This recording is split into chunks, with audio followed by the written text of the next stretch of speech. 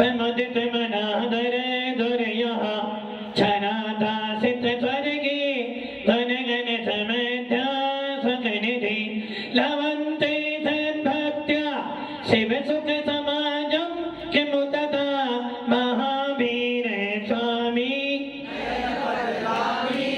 महावीर स्वामी महावीर स्वामी गुरुमहापंतनो नित्यं ज्ञान दर्शन नाहिका चारित्राणां गंभीर मोक्ष मार्गोपदेशिका पंच परमेश्वरी भगवान की एक राधिनाथ भगवान की अंतिम संसनपति भगवान महावीर स्वामी की परम पूज्य आचार्य श्री कुंद कुंद भगवंत की आचार्य गुरुदेव विमल सागर जी महाराज की आचार्य गुरुदेव सन्मति सागर जी महाराज की 3 कम 9 करोड़ मुनि राजों की दान गिरवानी माता की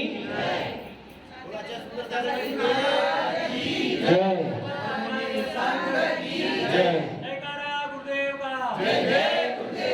भव्य आत्माओं, बड़ा ही आनंद का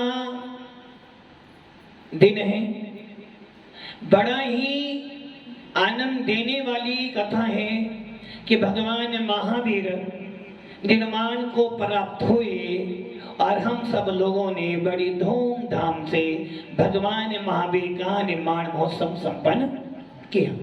भगवान महावीर हमारे अंतिम तीर्थंकर हैं। भगवान महावीर पूरे विश्व के विजेता हैं।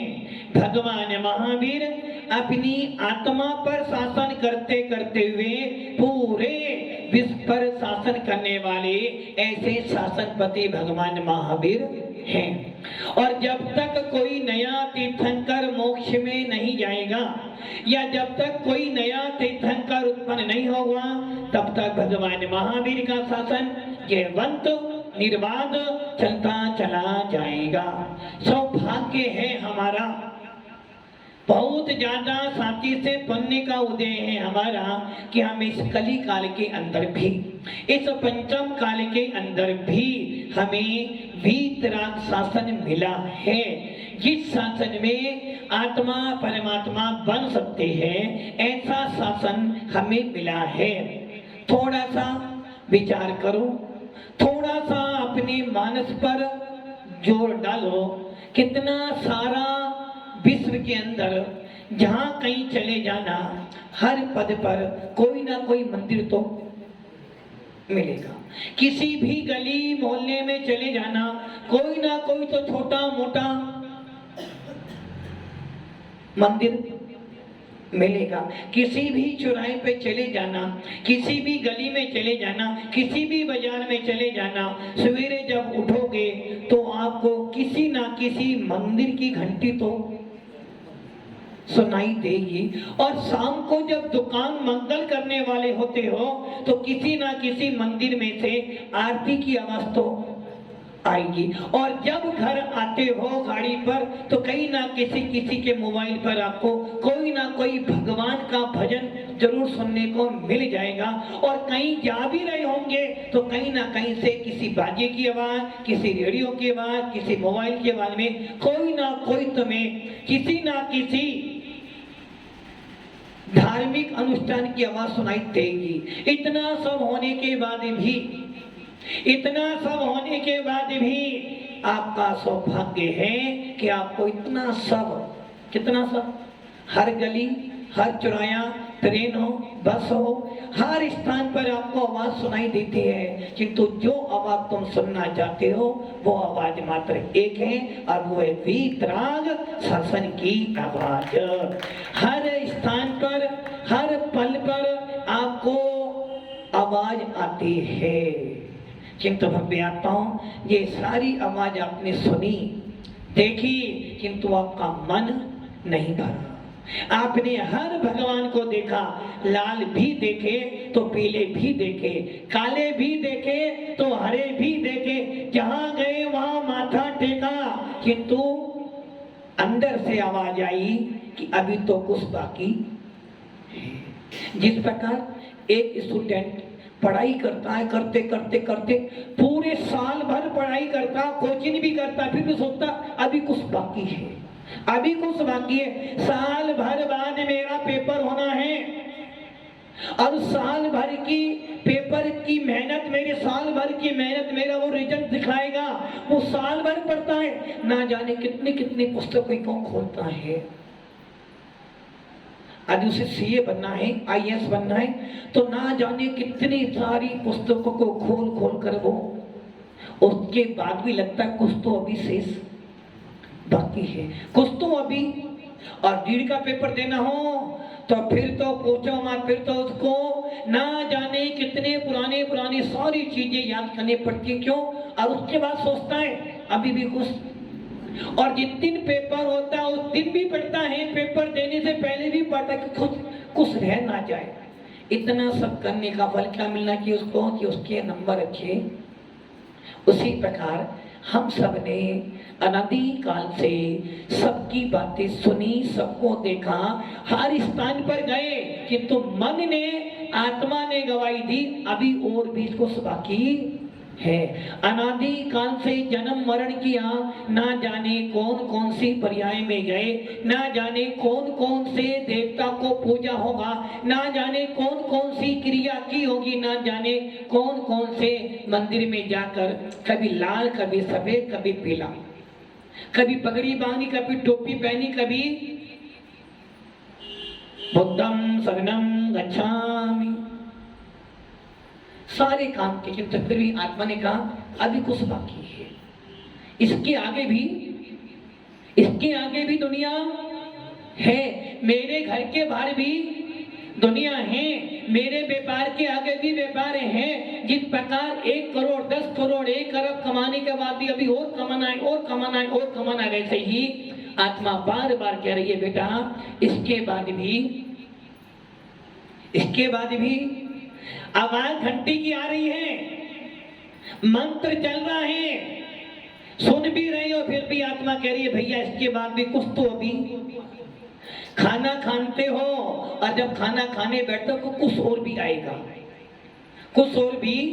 पार्टी में जाते हो, सब चीज खाते हो, सोचते हो अभी और कुछ शेष रह गया है, और सारा खाना खाने के बाद भी अंत में याद है कि हाँ सोच तो अभी बाकी। वैसे ही सारी पर्यायों में भटकने के बाद, सारे देवी देवताओं को नमस्कार करने के बाद भी आत्मा कह रही है अभी कुछ बाकी है, और जो बाकी है वो मुझे देखना है। और इसी बात को हमारे भक्तंबर में मानकोनाचार्य कहते हैं कि हे आत्मन, हे ज्ञानी, तूने सबको देखा, सब स्थान पर गया, कि तू तेरे मन को संतोष। और जब तूने एक बार जब एक बार वीतराग मुद्रा देखी, जब तूने एक बार दिगंबर को देखा, तूने एक बार निर्गंथक को देखी, तूने एक बार सच्चा धर्म देखा, तो तेरी आत्मा ने कह दिया बस अब इसके बाहर कुछ है भी नहीं, और इसके आगे देखने की इच्छा भी। दिगंबरत्व के आगे कोई वस्तु नहीं, और वीतराग के सामने कोई वस्तु का मूल्य नहीं है। जहां वीतरागता आ गई, समझ लेना दी एंड। इसके आगे अब और कोई भगवान, इससे पहले मैंने सारे भगवान पूजे, हर स्थान पर गया और सोचा कुछ नया मिलेगा, किंतु जहां गया वही मिला।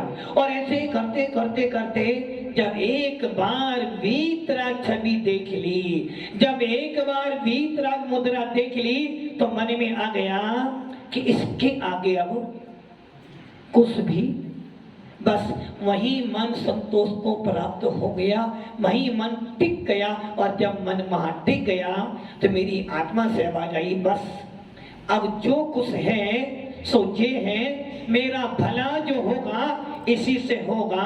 ये वो दर है जहां आने से किस्मत भी बदलती है। बस समझ लेना, वीतराग मुद्रा का दर्शन कर लिया, जिन शासन में जन्म ले लिया, वीतराग शासन की शरण मिल गई और भगवान महावीर का नाम ले लिया, तो समझ लेना इससे बाद में अब किसी का नाम नहीं चाहिए। ऐसा जिन शासन हम सबको मिला है। और भव्य आत्माओं, ये तो सुनिश्चित है, आज मानो या कल मानना, तुम मानो या पूरा विश्व मानेंगे, तो सब कहेंगे जब भी आत्मा का हित होगा तो वीतराग मुद्रा से ही होगा।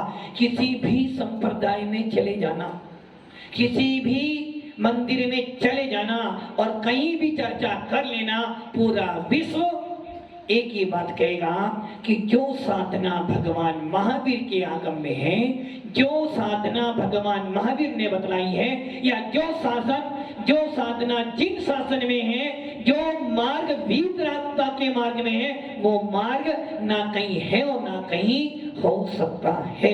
ऐसा जिन शासन हम सबको मिला है। और ऐसे जिन शासन में आने के बाद हमें मात्र अपनी आत्मा का लक्ष्य बनाना है।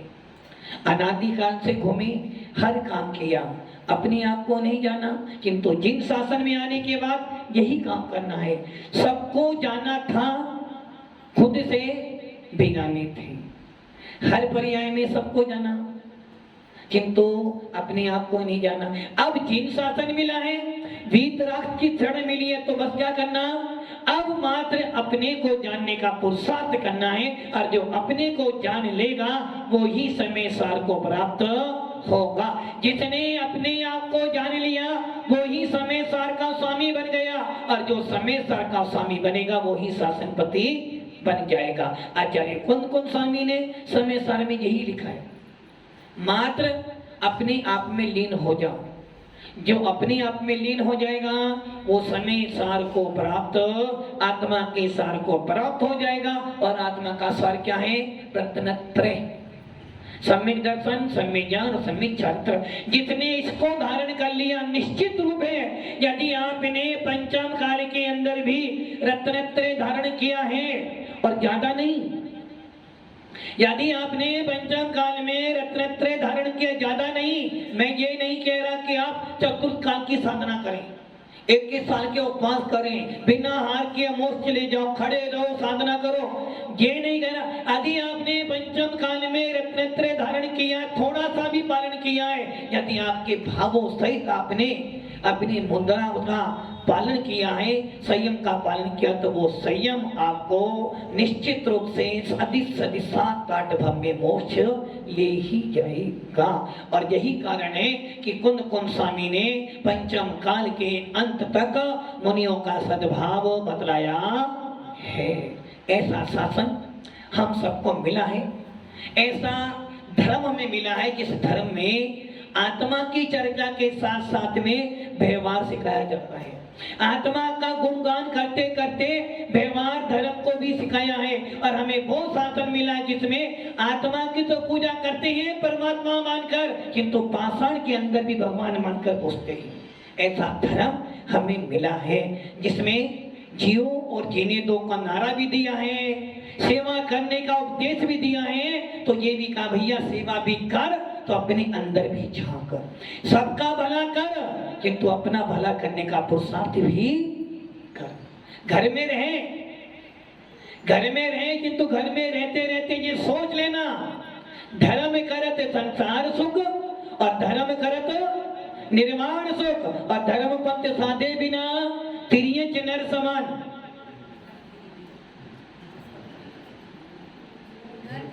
नर तिर्यंच, ये ध्यान रखना। जिन शासन मिला है, वीतराग शरण मिली है, मनुष्य भाव मिला है, और इतना सब पाने के बाद यदि तो नर से नारायण नहीं बन पाया, नर से भगवान नहीं बन पाया, आत्मा से परमात्मा नहीं बन पाया, तो तेरा ये नर भाव तिर्यंचों से भी नीचे आ जाएगा।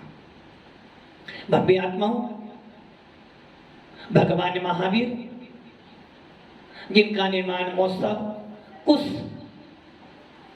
कुछ पलों के बाद, कुछ क्षणों के बाद और कुछ दिन के बाद आने वाला है, जिस भगवान महावीर पर वर्तमान में पूरा जिन शासन टेका हुआ है। किसी भी मंदिर में जाना, भगवान महावीर की मूर्ति तो किसी की मूर्ति होना हो, एक आदिनाथ और एक महावीर। तो किसी भी मंदिर में जाना, पराए पराए हर मंदिर में आदिनाथ क्यों मिलेंगे? न कि पटनामा पढ़ना है।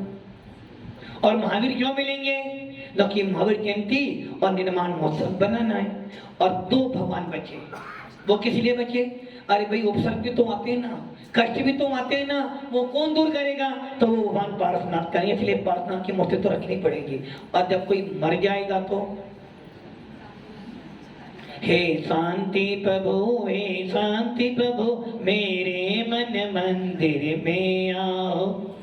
तो यदि कोई मर जाएगा तो महावीर नहीं चाहिए, यदि कोई मर जाए तो महावीर नहीं चाहिए, जब तो शांतिनाथ ही चाहिए। और कोई पैदा हो जाए तो जब भी शांतिनाथ ही चाहिए।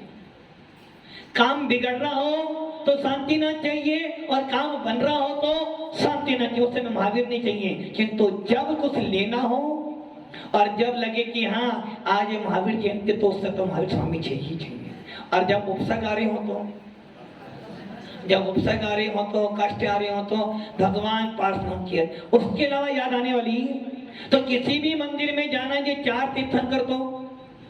और यदि ज्योतिष कह दे भैया देख तेरा सब कुछ बढ़िया है, सुमित भैया कब सब तेरा सब कुछ बढ़िया है, मैडम बहुत बढ़िया है, बच्चे बढ़िया, धर्म अच्छा, पैसा बढ़िया है, मकान सब बढ़िया है, बस एक खराबी है कि तेरी कुंडली के अंदर शनि तेरा खराब है। तो क्या करोगे? फिर तो मुनि सुपतनाथ भगवान की याद तो आनी है। अब कुछ भी करो, जाना तो शनिवार के दिन तो मुनि सुपतनाथ के बाद जाना ही जाने वाले, वो ऋषभदेव मंदिर में हो या वो शांतिनाथ मंदिर कहीं भी हो, वहां तो जाना ही जाना है शनिवार के दिन। कितना ही तूफान पानी आ जाए, वहां तो जाना ही जरूर पड़ेगा। तो कम से कम इतना भी यदि आप करते हो तो समझ लेना कि आप धरित मिथ्या से बच रहे हो।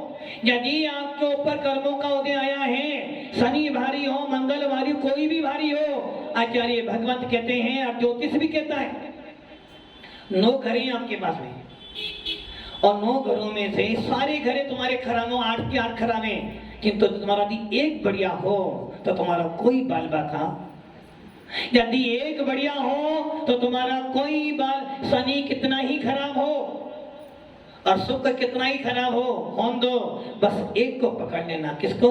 गुरु को। यदि तेरा गुरु बढ़िया है तो तेरे सारे घरे बढ़िया हो जाएंगे। क्योंकि शनि सबसे पहले क्या करता है? बुद्धि खराब करता है। और जिसका गुरु बढ़िया होगा वो क्या करेगा? शनि खराब है ना, कोई बात नहीं, खराब कौन है? खराब कौन है? शनि। शनि खराब, आप खराब नहीं हो। खराब कौन हुआ? शनि खराब हो, तुम खराब हुए। शनि तो जैसा तो हो तो वैसा ही है। शनि ना खराब है ना, बस ये कि शनि जिसको चढ़ जा वो खराब हो गया। तो खराब कौन हुआ? शनि। हम खराब हुए ना। और जब शनि ने तुम्हें खराब कर रखा है, यदि तुम्हारे पास में गुरु का हाथ है, किसका हाथ है? आपके हाथ में गुरु का हाथ है, गलत नहीं हो? देखो कितने पंचम काल के भक्त कितने सियाने हैं। और यही कारण है, हमारे शास्त्रों में लिखा है आदिनाथ के शिष्य बहुत सीधे साधे थे। कैसे थे? बहुत सीधे। जिसने बोला वैसा काम, जैसे हमारे पार्वती बहुत सीधे, जैसा बोले वैसा काम। तो आदिनाथ के शिष्य बहुत सीधे साधे थे, इसलिए उनके लिए अलग से स्थान बनाए। और महावीर स्वामी किससे? बहुत जटिल बुद्धि, बहुत जटिल बुद्धि। वो कैसे? सुमित्रा से बहुत जटिल। 10 बार समझाओ तो 1 बार मानते। तो उन दोनों के लिए क्या लिखा है कि इनको तो हर क्रिया करनी अनिवार्य है, किंतु 22 तीर्थंकर है उनके शिष्य बहुत समझदार, जब गलती हुई तभी आलोचना कर लिए। और आदिनाथ के शिष्य थे बहुत सीधे तो थे, किंतु मायाचारी बहुत करते थे। और महावीर वाले जटिल बुद्धि वाले थे। तो यहाँ आचार्य कह रहे भैया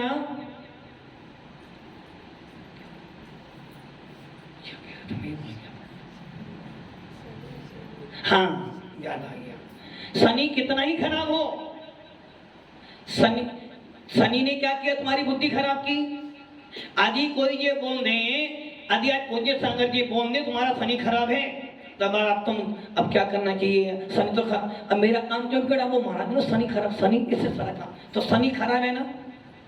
आपने यहाँ बिठा ले मेरा शनि खराब, तो आपका अच्छा काम होता हुआ भी तुम्हारे मन में परिणाम था तो तुम्हारा बुरा ही। अब जिसके हाथ में गुरु का हाथ है, गलत नहीं हो रहा। एक मेले में माँ और बेटा गए, मेले में बहुत भीड़ थी, बच्चा डर गया। क्या किया बच्चे ने? माँ का क्या किया? किसको पकड़ लिया? माँ का हाथ पकड़ लिया। पीछे से भीड़ आई और आते आते आते बच्चे का हाथ माँ से छूट गया। बोलो अच्छा काम हुआ गलत हुआ? क्या किया बच्चे ने? बच्चे ने माँ का हाथ पकड़ा था। अब माँ ने सोचा कि मेरे बेटे का हाथ मेरे हाथ में था, मेरे बेटे ने मेरा हाथ पकड़ा था, भीड़ में आई और मेरा हाथ छूट गया। अब माँ ने देखा कि मेरा बेटा वो भाग रहा है, माँ दौड़ी और उसका हाथ पकड़ लिया। पीछे से भी भीड़ आई, आगे से भी भीड़ आई। बोलो क्या होगा? माँ ने किसको पकड़ा है? बेटे का हाथ पकड़ लिया। माँ गिर जाएगी, मर जाएगी बेटे का हाथ छोड़ने वाली। वैसे ही यदि तुमने हाथ पकड़ा है गुरु का तो छूट जाओगे, छुटा लोगे। और यदि गुरु ने तुम्हारा हाथ पकड़ लिया है तो ये ध्यान रखना, कितना ही तुम्हारा शनि खराब हो, यदि गुरु ने तुम्हारा हाथ पकड़ लिया तुम्हारा कोई बाल बाका नहीं कर सकता। इसे कहते हैं जैन शासन। और आज तक जिनका भी हित हुआ है, भले पत्थर से शंकर बना हो या पत्थर से भगवान बनाया हो, रोड़पति से करोड़पति बना हो या गरीब से अमीर बना हो, दुखियों से सुख प्राप्त किया हो या संसार सागर में डूबते हुए को पार करना हो, सबने किसका नंबर लिया है? श्री गुरु का।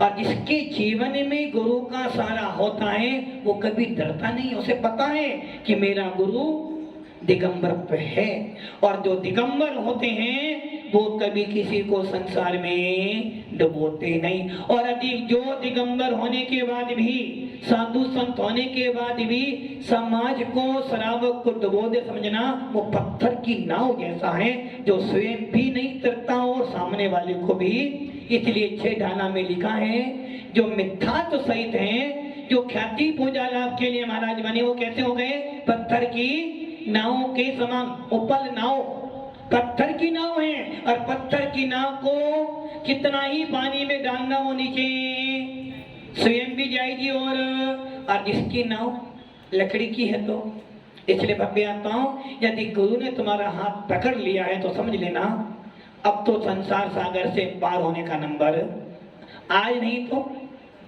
सतीश जी, आज नहीं तो कल आएगा ना। कल मतलब फिर तुमको कल मरी, मैंने कल बोला था, आज क्यों कल बोला था मैंने? जिस गुरु ने तुम्हें पकड़ लिया, ध्यान रखना, दिगंबर साधुओं की जी तो बिछाने तारन तरन जहां। आदि वास्तव में दिगंबर साधु भेद विज्ञानी हैं, थोड़ा वो ज्यादा नहीं कहना। देखो ध्यान रखना, पंचम काल है, आप जो सोचो चतुर्थ काल का साधु तुम्हें मिल जाए, ऐसा 3 काल में नहीं होने वाला। आप ये सोचो कि महाराज हर समय बस स्वाध्याय करते रहे, पढ़ाई करते रहे, कुछ ना कहें, ऐसा भी नहीं होने वाला। और तुम ये सोचो कि हमारा हर समय आत्मा में निवास करते रहे, तो ऐसा भी होने वाला।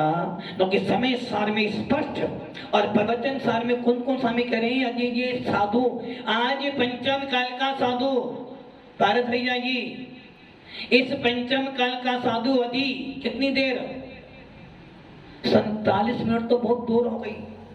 यदि ये आज का पंचम काल का एक साधु 10-15 मिनट भी यदि शुद्ध योग में रह जाए, आत्मा में लीन हो जाए, तो निश्चित रूप से मोक्ष हो जाए आज भी। किंतु आज इतना समय भी आत्मा के अंदर 1-2-3 मिनट के लिए चला जाए, 1-2 समय के लिए चला जाए तो बहुत बड़ी बात है। इतना सब होने के बाद भी कौन कौन स्वामी कह रहे हैं कि हे जानियो, जो ये बांधकर बैठ चुके हैं कि पंचम काल में भावलिंगी संत नहीं होते हैं, पंचम काल में मुनिराज नहीं, उनके लिए कौन कौन स्वामी स्पष्ट कह रहे हैं, यदि तू ये मानता है कि पंचम काल में मुनि मुद्रा नहीं होती है, कौन से मुनिराज? पंचम काल में भावलिंगी मुनि नहीं हुआ तो समझ लेना तेरा सम्यक दर्शन गया, जो कि मैं स्वयं पंचम काल में पैदा हुआ हूँ। कौन? कौन कौन स्वामी। और यही नहीं, भद्रभाव स्वामी भी पंचम काल में हुए और मेरे जाने के बाद भी साधु पंचम काल के अंतर होंगे। उन्हीं में से कोई एक भवतारी होगा, लोकांती देव बनेगा, कोई 100 अवतार मंदिर में उत्पन्न होगा, और कोई 8वें स्वर्ग में जाएगा, और कोई 5वें स्वर्ग में जाएगा, और कोई ऐसे भी होंगे जो नीचे चले जाएंगे। किंतु ये ध्यान रखना, मुनि मुद्रा तो अंतिम समय तक है और अंतिम समय तक भावलिंग मिलता जाएगा। इसलिए आप ये ना सोचना कि हमें शुद्ध उपयोगी महाराज चाहिए, मात दिन भर अपने में रहे कुछ ना बोले। ऐसा पंचम काल में 3 काल में होने वाला चतुर्थ काल में ही नहीं था। चतुर्थ काल में भी जब तत्व सूत्र पढ़ते हैं तो उसमें आता 5 प्रकार के भावलिंगी मुनिराज होते हैं, पुला, वकुश, कुशील, निर्गंत और स्नातक। इन 5 मुनिराजों के अंदर भी जो आज मिल रहा वो कल उस समय भी था। पर चतुर्थ काल में तीर्थंकर के समोसण में भी, तीर्थंकर के बाद उनमें रहने वाले भी सभी मोक्ष चले गए क्या? ऐसा नहीं था। क्या चतुर्थ काल के सारे मुनि भावलिंगी थे? नहीं थे, क्योंकि भगवान आदिनाथ के काल में भी मारीची मुनि बना था किंतु द्रवलिंगी था। तो चतुर्थ काल में भी थे तो आज भी हैं। तो इसका अर्थ क्या हो गया? आप अधिक साधना ना कर पाओ कोई बात नहीं, तो इतना जरूर है कि पंचम काल का मुनि तुम्हें मोक्ष मार्ग पे स्थापित कर रहा है। आज के मुनि भी अपनी साधना, हाँ ये जरूर है, यदि आप संयम लिया है, त्यागी व्रती बनी हो, कुछ तो आपकी मर्यादा हो, कुछ को आपका झलके के सामने। अरे मुनि मुद्रा को देखने के बाद मन में भाव आने चाहिए, कैसे? रहे सदा सत्य संग मुनि का ध्यान, उन्हीं का नहीं। ये पंक्ति जो लिखी है, उस पंक्ति को पढ़ने के बाद जब किसी मुद्रा को देखो, मुनि मुद्रा, तो मन में भाव आने चाहिए वास्तव में मुनि तो मुझे बनना। ऐसा ना हो जाए कि उन मुनि मुद्रा को देखकर मन में क्या जाए, गुणी जनों को देख के हृदय में मेरे क्रोध उमड़ आए। मुनि मुद्रा आपका लक्ष्य है, मुनि मुद्रा तुम्हारा आपके लिए पूजनीय बननी है, कि तो मुनि मुद्रा को भी ये ध्यान रखना है कि मेरे लिए सामने वाला मुझे देखता तो मेरी चर्या जब झलके मुझे देखे तो पूर्ण रूप से नहीं, 100% नहीं, कम से कम 10%, 25%, 30% दिखे कि मैं मुनि भी हूँ। त्यागी व्रती दिखे तो लगना चाहिए कि त्यागी व्रती है। ये ध्यान रखना, आपका बच्चा यदि बाहर पढ़ता है, 6 महीने में 4 महीने का घर आता है, तो कैसे करते हो? समझते हो? बस बच्चा 10 दिन के लिए तो है कि 10 दिन का प्रेम आपको साल भर उसकी याद दिलाता है। यदि बच्चा बेंगलोर काम करता है, विदेश में रहता है, और यदि 1 महीने के लिए आया है, तो घर के लोग सोचते हैं बस 1 महीने तुम्हारी दीपावली है। 1 महीने वो माँ, वो पिताजी, वो चलो मैडम साथ में, कि माता पिता तो 1 महीने के लिए बच्चा यार ना जाने उस 1 महीने, पूरे साल भर की कसर 1 महीने में निकालते हो। वैसे कभी आप उस बच्चा को कितना ही नालायक बच्चा फिर भी माता पिता तो। वैसे ही आचार्य भगवान कह रहे हैं कि पंचम काल का साधु आपके बीच में रहता है। आप ये सोचो कि वो पूरा का पूरा वीतरागी बन के रह जाए तो 3 काल में होने वाला, न कि पंचम काल में परिणामों की शुद्धता है, दर्व क्षेत्र काल भाव अनुकूल नहीं। फिर भी ये सोचो कि जिस पंचम काल में हर पग पर, हर स्थानों पर विषय कसाइयों का दृश्य देखने को मिल रहा है। जिस पंचम काल में आचार्य कहते हैं कि इस पंचम काल में अरे मुनियों के 28 मूल गुण होते हैं। 28 छोड़ो, पहला मूल गुण देख लो आप, मात्र पूरे 24 घंटे में मात्र 1 बार भोजन पानी करना, सर्दी हो, गर्मी हो, बुखार हो, बीमार हो, माँ कितनी भी आपत्ति आ जाए उसको 1 ही बार भोजन पानी करना चाहिए। 1 मूल गुण तो पालन करो पहले। 28 मूल गुण की तो बहुत चर्चा दूर है, मात्र 1 मूल गुण कि मुनि राज या जो त्यागी व्रती बन गई है, जो माता जी बन गई, पूरे 24 घंटे में कितनी गर्मी पड़ जाए, कितनी बरसात हो जाए, कितना ही बीमार हो जाए, डॉक्टर कह रहा है कि भैया 4 बार दवाई खानी पड़ेगी। कुणाल भैया 4 बार तुम्हें खानी, 4 बार। रात में भी चलता है, दिन में भी चलता है। अगर डॉक्टर कहते 12 बजे दवाई तो वो भी चलेगा। और मुनि रात को देखने आ जाए कोई भाई 4 हमारे साधु तो एक ही बार खाएंगे, बस एक ही बार पिएंगे, फिर भी वो साधु जो नहीं करता। पहले गिलास में अंतराय हो जाए या पूरा फिर भी सहन करता है। अरे इतनी बड़ी साधना करा, सबसे बड़ी यही साधना तुम्हारे लिए आज पंचांग सबसे बड़ी है। 27 तो विशेष, जब एक इतना बड़ा है तो 27 की चर्चा तो इसलिए मैं आता हूं पंचम काल में भी तुम्हें साधु मिला है तो कम से कम साधु के अंदर थोड़ी बहुत तो साधुता झलके, जिसको देखकर लगे कि मेरा जैन कुल में आना, इन महाराज के पास दर्शन करना, जो मैं नमस्तु बोला उनको नमस्तु करने के बाद मन में ये श्रद्धा को उत्पन्न हो गई कि ये मुनि मुद्रा ही पूजनीय बदनीय है। और आचार्य कुंद स्वामी कहते हैं कि ये मुनि मुद्रा विश्वास की मुद्रा है। इस मुनि मुद्रा को देखने के बाद विश्वास उत्पन्न होता है कि हमारा ये पतन नहीं करेंगे। उसी प्रकार जब मुनियों की इतनी चर्चा है तो मुनि राज भी कह रहे हैं भैया जब श्रावक हमारे पास में आए तो हमें भी उसे देख के लगे कि मेरा कोई भक्त, कोई श्रावक, कोई गृहस्थ आया है। जब मुनि मुद्रा देख के तुम्हारे मन में ये भाव आने चाहिए रहे सदा सत्य संग होने का, तो एक मुनि मुद्रा को भी जब श्रावक देखे, जब मुनि मुद्रा वाले त्यागी वर्ती आपको देखे तो उनके मन में आना कि हाँ ये हैं जिन शासन के कर्णधार, ये हैं जिन शासन की परामना करने वाले। लगना चाहिए कि हम दिगंबरत्व हैं, लगना चाहिए कि हम वीतराग शासन के शासन में चल रहे हैं, तब तो आनंद है मोक्ष मार्ग का।